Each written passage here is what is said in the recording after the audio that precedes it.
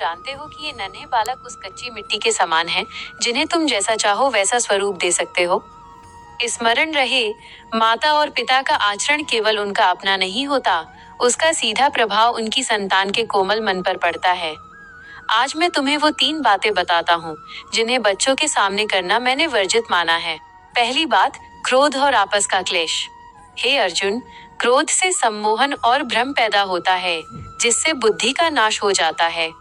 जब तुम बालकों के सामने एक दूसरे पर चिल्लाते हो या कड़वे वचन बोलते हो, तो वो बच्चा प्रेम नहीं, बल्कि भय और घृणा सीखता है। क्या तुम चाहोगे कि तुम्हारा बालक भविष्य में एक क्रोधित और अशांत मनुष्य बने? दूसरी बात, असत्य और छल कपट।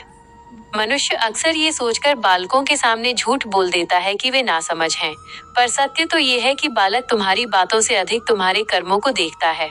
सत्य ही धर्म की नींव है। यदि तुम उनके सामने छल करोगे, तो उनका विश्वास तुमसे और मुझ पर से सदा के लिए उठ जाएगा। और तीसरी सबसे महत्वपूर्ण बात, दूसरों की निंदा।